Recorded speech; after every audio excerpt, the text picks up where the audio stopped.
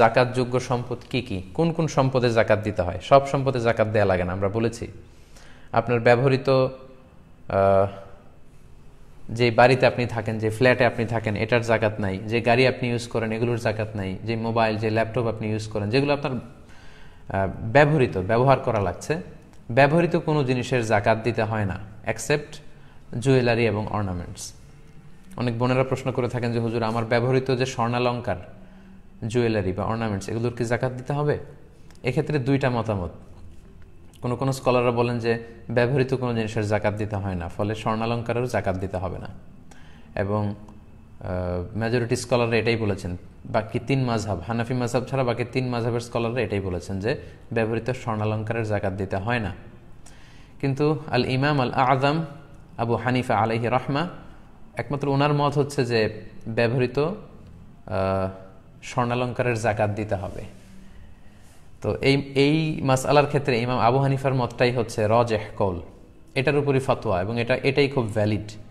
কারণ স্বর্ণ এবং রৌপ্য এটা অন্যান্য ব্যবহৃত জিনিসের মতো নয়, এটা substitute of money, paper money, cash টাকার মতোই। এটাকে বাঙালেই স্বর্ণরৌপ্য দোকানে নিয়ে গেলে টাকা পাওয়া যায়, এটার মূল্য কমে না খুব একটা। সো আমার প্রিয় বোনেরা, যারা আপনারা অনেক সময় জিজ্ঞেস করেন যে ব্যবহৃত স্বর্ণালঙ্কারের জাকাত দিতে হবে কিনা, জি দিতে হবে। যদিও বাকি 3 মাযহাবের মতামত হচ্ছে যে দেয়া লাগবে না, শুধু ইমাম আল আযম আবু হানিফা রাহিমাহুল্লাহ উনি বলেছেন দিতে হবে, উনার মতটাই গ্রহণযোগ্য এবং এটাই সবচেয়ে ভ্যালিড। কারণ এ ব্যাপারে এমন কিছু হাদিস পাওয়া যায় যে হাদিসগুলোর আলোকে আমরা বুঝতে পারি যে যদিও ব্যবহৃত স্বর্ণালঙ্কার, তারপরও এটার জাকাত দিতে হবে। কারণ শরিয়ত তো একটা স্ট্যান্ডার্ড বেঁধে দিয়েছে।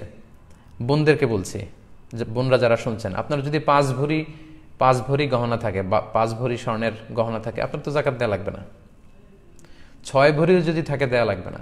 7.5 ভরি মানে 85 গ্রাম, এটা একটা স্ট্যান্ডার্ড, তার মানে হিউজ পরিমাণ আপনার আছে, তখন আপনি জাকাত দিবেন।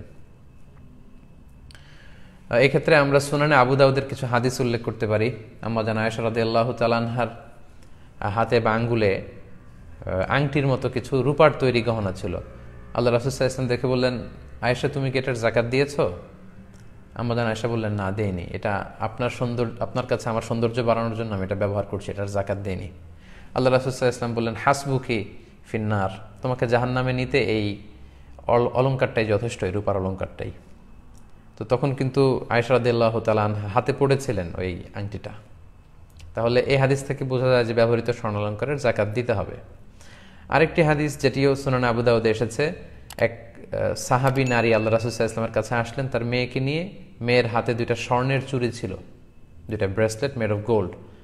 আল্লাহ রাসূল সাল্লাল্লাহু আলাইহি ওয়াসাল্লাম বললেন, জাকাত দিয়েছো? সে বলল, না জাকাত দেয়নি। আল্লাহ রাসূল সাল্লাল্লাহু আলাইহি ওয়াসাল্লাম বললেন, তাহলে তুমি কি পছন্দ করো যে এই স্বর্ণের চুড়ির বিপরীতে জাহান্নামের 2টা আগুনের চুড়ি তোমার হাতে পরিয়ে দেওয়া হবে? তাৎক্ষণিক মহিলাটি ভয় পেলেন এবং বললেন, খুলে আল্লাহ রাসূলকে দিয়ে দিলেন, বললেন, আল্লাহ এবং আল্লাহর রাস্তায় এটা আমি দিয়ে দিলাম। তো তার মেয়েও কিন্তু তখন পরিহিত ছিল। তার মানে ব্যবহৃত স্বর্ণ এবং অলংকারের যে জুয়েলারি অর্নামেন্টসের কথা আমরা বলি, এটা যদি গোল্ডের হয় এবং সিলভারের হয় তাহলে আপনার জাকাত দিতে হবে আমার প্রিয় বোনেরা। যদি সেটা নিসাবকে ক্রস করে এবং জাকাতের যে শর্তগুলো আপনাকে আমরা শোনালাম, আপনাকে জাকাত দিতে হবে, আপনি এটার জাকাত দিয়ে দেন। অনেক বোনদের এমন হয় যে শুধু গোল্ডই আছে, গোল্ডের অলংকার, টাকা নেই, তখন আপনি কিভাবে দিবেন? আপনি আপনার হাজব্যান্ডের কাছ থেকে টাকা নিয়ে আদায় করে দিতে পারেন, অথবা আপনার সামান্য কিছু অলংকার আপনি বিক্রি করে দিতে পারেন। আপনার একটা নোজ পিন বিক্রি করে দিলে হয়তো কমে গেল, 7.5 ভরির নিচে যদি থাকে তাহলে আর জাকাত দেওয়া লাগলো না। আশা করি এই মাসালাটি আপনাদের কাছে ক্লিয়ার হয়েছে। এবার খুব গুরুত্বপূর্ণ একটা পয়েন্ট নিয়ে আমরা কথা বলবো, সেটা হচ্ছে জাকাত যোগ্য সম্পদ কি কি। সব সম্পদে জাকাত আসে না, আপনার ব্যবহৃত জিনিসপত্রের উপর জাকাত আসে না। কি কি বিষয়ের উপর জাকাত আসে, অর্থাৎ যেদিন আপনি জাকাতের হিসাব করতে বসবেন ওই দিন কোন কোন জিনিসকে আপনি জাকাতের আওতাভুক্ত করবেন, যেটাকে বলে জাকাতেবল অ্যাসেট, সেগুলো কি কি আমরা সেগুলো একটু শুনি। তার মধ্যে 1 নম্বর হচ্ছে সোনা রূপা। আপনি যেদিন জাকাতের হিসাব করতে বসবেন যে আজকে আমার জাকাত পে করার ডেট, তখন আপনার আশেপাশে, আপনার আওতায়, আপনার আন্ডারে যত সম্পদের মালিক আপনি আছেন সবগুলো হিসাব করতে হবে। তখন আপনি প্রথমে হিসাব করবেন যে আপনার সোনা রূপা আছে কিনা, ইন এনি ফর্ম, যে কোনো ফর্মে, স্বর্ণ বা রৌপ্য যদি জুয়েলারি আকারে থাকে সেটা হিসাব করবেন। বার থাকে গোল্ডের অনেকের কাছে, বিস্কিট, 999-এর বার, অর্থাৎ একেবারে দ্য ফাইনেস্ট গোল্ড, 24 ক্যারেটের গোল্ড দিয়ে বার তৈরি করা হয় বিস্কিট, এগুলো অনেকের কাছে থাকে, এটার পুরো দাম হিসাব করতে হবে। অথবা জুয়েলারি থাকলে হিসাব করতে হবে। অনেকে শখ করে স্বর্ণের প্লেট গ্লাস এগুলো ইউজ করেন, এগুলো ধরতে হবে। শখ করে অনেকে স্বর্ণের কলম কিনেছে, এরকমও শুনেছি। স্বর্ণের ঘড়ি ইউজ করে অনেকে। গোল্ডের সিলভারের যত কিছু আছে এটা আপনাকে ধরতে হবে। অল আর জাকাতেবল অ্যাসেট। আচ্ছা, এরপর ক্যাশ টাকা। যেদিন জাকাত হিসেব করবেন পকেটে আছে কত, ওয়ালেটে আছে কত, ড্রয়ারে আছে কত, আলমারিতে কত, ব্যাংকে আছে কত, সেভিংস অ্যাকাউন্টে কত, কিংবা কারেন্ট অ্যাকাউন্টে কত, এগুলো সব হিসাব করতে হবে। এরপর কিছু আছে ইজিলি লিকুইডেট করা যায়, মানে এগুলো ভাঙালি টাকা পাওয়া যায়, এগুলো হিসাব করবেন। যেমন প্রাইস বন্ড কিনে রাখে অনেকে, সঞ্চয়পত্র কিনে রাখে, যেটা ডাক বিভাগের সঞ্চয়পত্র। অবশ্যই এটার থেকে যে প্রফিট আসে এটা সুদ, ওইটার উপর জাকাত আসে না, ওইটা সওয়াবের নিয়ত ছাড়া আপনি জনকল্যাণমূলক কাজে দান করে দিবেন, কিন্তু মূল যে টাকা ওইটার উপর জাকাত আসবে। ফিক্সড ডিপোজিট থাকে, ডিপিএস থাকে, ইন্স্যুরেন্স করা থাকে অনেকের, হেলথ ইন্স্যুরেন্স, লাইফ ইন্স্যুরেন্স, বিভিন্ন ধরনের ইন্স্যুরেন্স, এগুলো কিন্তু আপনাকে হিসাব করতে হবে। যেদিন আপনি জাকাতের হিসাব করতে বসেছেন ওই দিন সব হিসাব করবেন। কিভাবে করবেন? যেদিন জাকাত হিসাব করবেন ওই দিনের ডিপোজিট বা ইন্স্যুরেন্সের জন্য আপনি একটা স্টেটমেন্ট নেবেন ওই কোম্পানি থেকে বা ব্যাংক থেকে, একটা স্টেটমেন্ট নিয়ে নিতে হবে। আপনি জিজ্ঞেস করবেন যে আজকে যদি এই ইন্স্যুরেন্সটা আমি ভেঙে ফেলি তাহলে কত টাকা পাওয়া যাবে। যেহেতু ম্যাচিউরড হলে শেষে আপনি একটা টাকা পাবেন, বা ডিপোজিটের শেষে একটা টাকা পাবেন, কিন্তু আজকে যদি আমি এটাকে ভেঙে ফেলি তাহলে কত টাকা পাওয়া যাবে, তখন তারা একটা স্টেটমেন্ট আপনাকে দিবে যে আজকে এটার কত স্থিতি দেখানো হচ্ছে, ওই টাকাটা আপনাকে নোট করতে হবে। ওইটা জাকাতেবল অ্যাসেট, ওইটা আপনি হিসাব করবেন। আশা করি বিষয়টা বুঝতে পেরেছেন। এরপর সম্মানিত দিনী ভাই এবং বোনেরা, ব্যবসার সম্পদে কিন্তু জাকাত দিতে হয়, যেটাকে আরবিতে আমরা বলি উরুদুত তিজারা। যে সমস্ত জিনিস আপনি বিক্রয় করার নিয়তে কিনেছেন আপনার কিন্তু সেটা থেকে জাকাত দিতে হবে। বিক্রির নিয়ত না থাকলে, বিজনেসের নিয়ত না থাকলে জাকাত দেয়া লাগে না। যেমন আপনি স্থাবর সম্পদ বাড়ানোর জন্য ফ্ল্যাট কিনেছেন, কেনার সময় আপনি এমন নিয়ত করেননি যে আপনি ভাড়া দিবেন, অথবা এমন নিয়ত করেননি যে আপনি এটা বিক্রি করবেন বেশি দাম পেলে, শুধু কিনে রেখেছেন আপনার রিয়েল এস্টেট বা স্থাবর কিছু সম্পদ বাড়ানোর জন্য, সেটার কোনো জাকাত নেই। অথবা জমি কিনে রেখেছেন, মশালাটা খুব ভালো করে বুঝতে হবে। জমি কিনে রেখেছেন কিংবা ফ্ল্যাট কিনে রেখেছেন স্থাবর সম্পত্তি বাড়ানোর জন্য, এটা দিয়ে বিজনেসও করতে চান না, এটা ভাড়াতেও খাটাতে চান না, সম্পদ এমনি পড়ে থাকবে, এটার উপর জাকাত আসে না। যদি ভাড়া খাটাতে চান ভাড়ার উপর জাকাত আসবে, যদি বিক্রি করতে চান তাহলে পুরো সম্পদের উপর জাকাত আসবে। তো তাহলে আপনি যদি বিজনেসম্যান হয়ে থাকেন আপনার ব্যবসার সম্পদে কিন্তু জাকাত আসবে। সেক্ষেত্রে আপনার ব্যবসা প্রতিষ্ঠানে যেগুলো বিক্রি করার জন্য আপনি নিয়ে বসেছেন সেগুলোর হিসাবটা ওই দিন করতে হবে যেদিন আপনি জাকাতের হিসাব করবেন। কিন্তু আপনার ব্যবসা প্রতিষ্ঠানে আপনার কোম্পানিতে যে ফিক্সড অ্যাসেট আছে এগুলো কিন্তু হিসাব করা লাগবে না। যেমন আপনার একটা ফ্যাক্টরি আছে, ওই ফ্যাক্টরিতে যে ফিক্সড অ্যাসেট আছে, লেটস সে ফ্যাক্টরির যে জায়গার উপর ফ্যাক্টরি গড়ে তুলেছেন ওইটার হিসাব করা লাগবে না, এটা জাকাতেবল অ্যাসেট না। তারপর আপনার ফ্যাক্টরিতে যে মেশিনারিজ আছে, টেবিল চেয়ার আছে, কম্পিউটার আছে, ফ্যান আছে, এগুলো হিসাব করা লাগবে না। আপনার ফ্যাক্টরি থেকে প্রোডাক্ট বা মালামাল আনা নেওয়া করার জন্য আপনার ভ্যান গাড়ি আছে, লরি আছে, ট্রাক আছে, পিক আপ আছে, এগুলো হিসাবে আসবে না। বরং আপনার ফ্যাক্টরিতে যেটা আপনি উৎপাদন করে বিক্রি করেন ওই পণ্য কী পরিমাণ আছে, অথবা ওইটার র ম্যাটেরিয়াল কী পরিমাণ আছে, এগুলো হিসাব করতে হবে। এইভাবে ব্যবসায়ীদের হিসাবটা করে ফেলতে হয়। এবার আসেন শেয়ার বাজারে। আমাদের যে শেয়ারগুলো থাকে এগুলোও কিন্তু জাকাতেবল অ্যাসেট, এগুলোর উপর জাকাত আসে।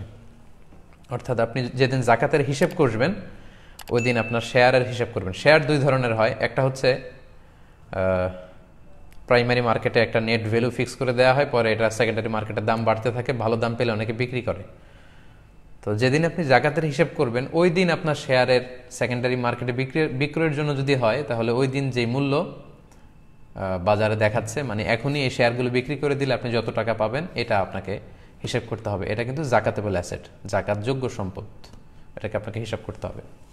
আর কিছু কিছু শেয়ার আছে বিভিন্ন কোম্পানিতে বিনিয়োগ করেছেন, বিভিন্ন কোম্পানির শেয়ার আপনি কিনেছেন লং টার্ম ইনভেস্টমেন্টের জন্য, সেক্ষেত্রে আপনার যেটা হিসাব করতে হবে যে ওইখানে আপনার অ্যাকাউন্টসে বা ফিনান্স সেক্টরে জানতে হবে যে পুরো কোম্পানিতে জাকাতেবল অ্যাসেট কতটুকু আছে, কত পার্সেন্ট।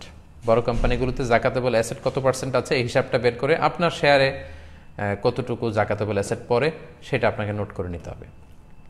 এগুলোর ক্ষেত্রে যে শেয়ার বিক্রির ক্ষেত্রে, পণ্য বিক্রির ক্ষেত্রে বিক্রয় মূল্য বাজারে নিয়ে বিক্রয় করলে আপনি যত টাকা পাবেন ওইটা ধরা হবে।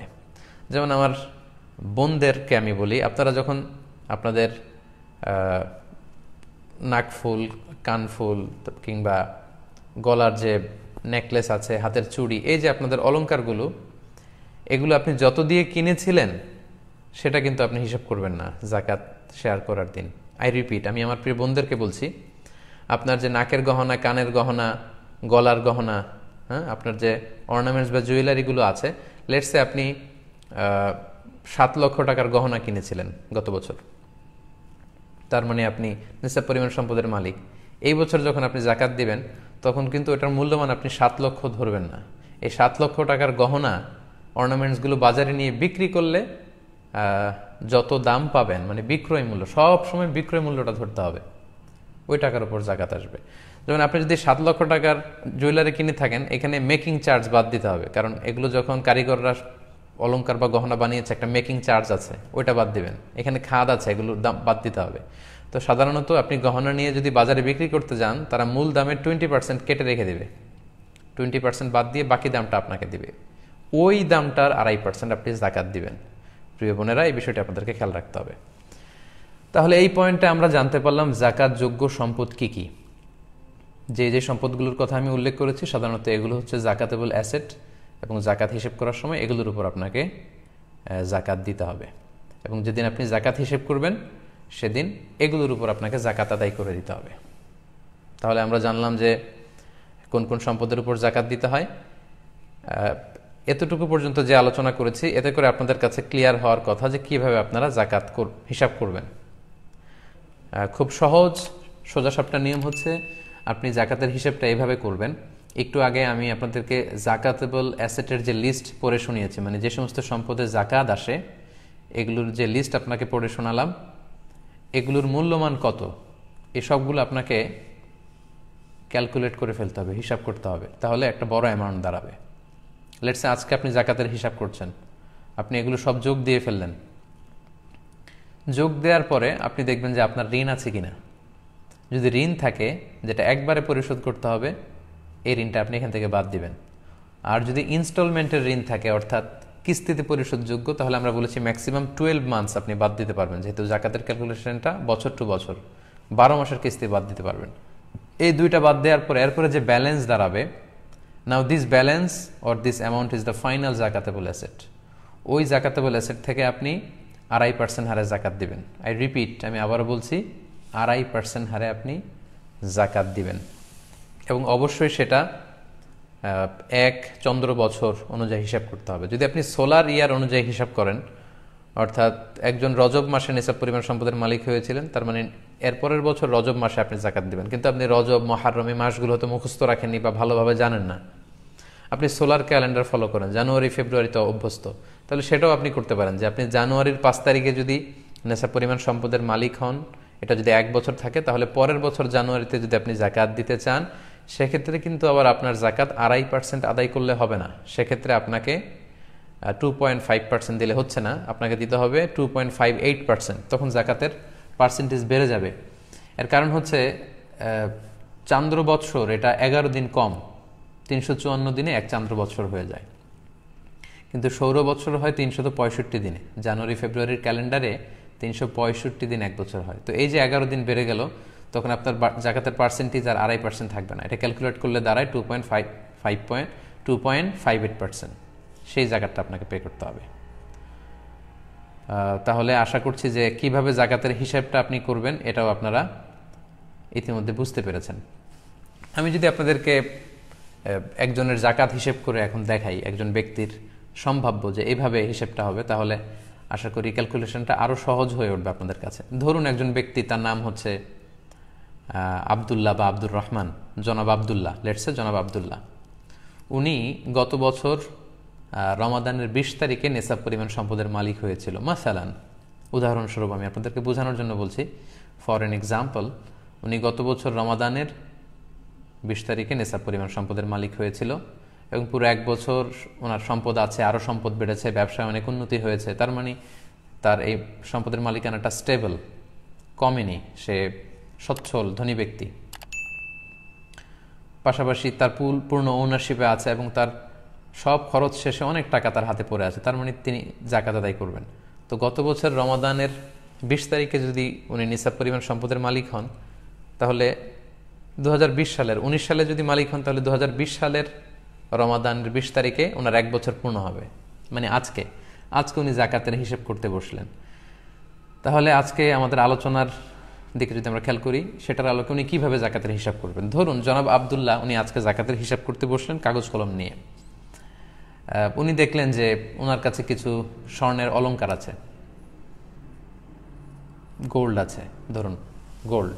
সো এই গোল্ডের হিসাব তিনি করলেন এবং বাজারে তিনি যোগাযোগ করলেন যে এই গোল্ডগুলো বিক্রি করলে কত টাকা পাওয়া যাবে। উনি জানতে পারলেন যে 1 লক্ষ টাকা পাওয়া যাবে। তাহলে উনি ধরুন যে কাগজে লিখলেন যে 1 লক্ষ টাকা হচ্ছে আমার গোল্ড আছে। এরপর উনি হিসাব করলেন যে ক্যাশ আছে কত ওনার। উনি খেয়াল করে দেখলেন যে ওনার ড্রয়ারে আছে 5,000 টাকা এবং ওনার একটা অ্যাকাউন্টে আছে আরও 25,000 টাকা। তাহলে 5 আর 25 মিলে হলো কত? 30,000 টাকা। তাহলে 1 লক্ষ টাকা গোল্ড বিক্রি করে পেলেন বা গোল্ডের দাম হিসেবে জানলেন। ক্যাশ টাকা আছে ব্যাংকে এবং সাথে মিলে 30,000, হলো 1,30,000 টাকা। এরপর ধরুন জনাব আবদুল্লার একটা ইন্স্যুরেন্স আছে, যে ইন্স্যুরেন্সটা এখন যদি ভেঙে ফেলে তাহলে উনি এটার স্থিতি যত আছে উনি জানতে পারলেন স্টেটমেন্ট অনুযায়ী যে 2 লক্ষ টাকা উনি এখন পাবেন। তাহলে এটা কিন্তু জাকাতেবল অ্যাসেট, উনি যোগ দিলেন 2 লক্ষ টাকা।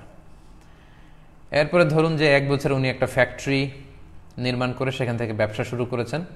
তো এই ফ্যাক্টরিতে জাকাতেবল অ্যাসেট আছে ধরুন ওনার 5 লক্ষ টাকা, ফর এন এক্সাম্পল, এটাও উনি যোগ দিলেন। তাহলে দেখা গেল জনাব আবদুল্লার আজকে যে জাকাত হিসাব করতে হচ্ছে তার জাকাতেবল অ্যাসেট টোটাল এটার সংখ্যা দাঁড়াচ্ছে 8,30,000 টাকা মোট।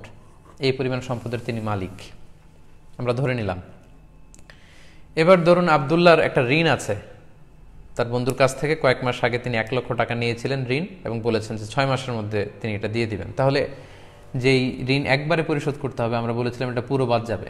তাহলে তার মূল সম্পত্তি 8,30,000 টাকার মধ্যে থেকে উনি ওনার যেটা ঋণ পে করতে হবে এটা উনি বাদ দিয়ে ফেলবেন, যেহেতু এটা ডিডাক্ট হয়ে যাবে। 1 লক্ষ বাদ দিলেন। এবার ধরুন উনি একটা লেটসে গাড়ি কিনেছিল ইনস্টলমেন্টে, কিস্তিতে, যেটা প্রতি মাসে মাসে উনি পে করে যাচ্ছেন। তাহলে আমরা বলেছিলাম ইনস্টলমেন্টে যদি কেউ কিস্তিতে ঋণ পরিশোধ করে তাহলে সর্বোচ্চ 12 মাসের কিস্তির টাকা উনি বাদ দিতে পারবেন। তো 12 মাসের কিস্তির টাকা যদি উনি বাদ দেন তাহলে দেখা যাচ্ছে যে এখানে আসে 1,50,000 টাকা।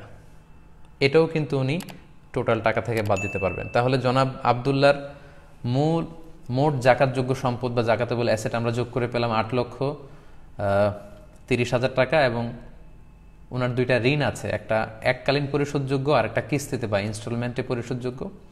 এই 2টা যদি আমি যোগ দিই তাহলে হচ্ছে 2.5 লক্ষ টাকা।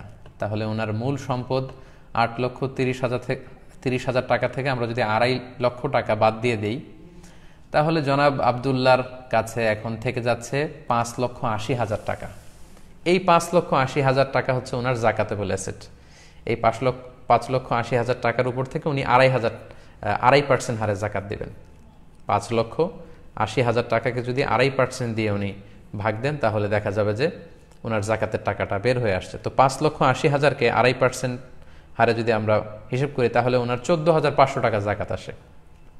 বাংলাদেশি টাকায় 5,80,000 টাকা থেকে 2.5%-এ জাকাত আসে 14,500 টাকা। তো জনাব আবদুল্লাহ সাহেবকে এই 14,500 টাকা আল্লাহর বর্ণিত যে 8টি খাত আছে যে কোনো একটি খাতে জাকাত আদায় করে দিতে হবে। সম্মানিত সুধী, আশা করি এই সহজ পদ্ধতিতে আপনারা যদি জাকাতের ক্যালকুলেশন করেন তাহলে জাকাত নিয়ে যে আমাদের দুর্বোধ্যতা, আমরা মনে করি হিসাবটা খুব জটিল, এই জটিলতা আপনাদের থাকবে না এবং সহজে আপনারা আপনাদের জাকাতের ক্যালকুলেশন করে ফেলতে পারবেন বলে আমি আশা করছি।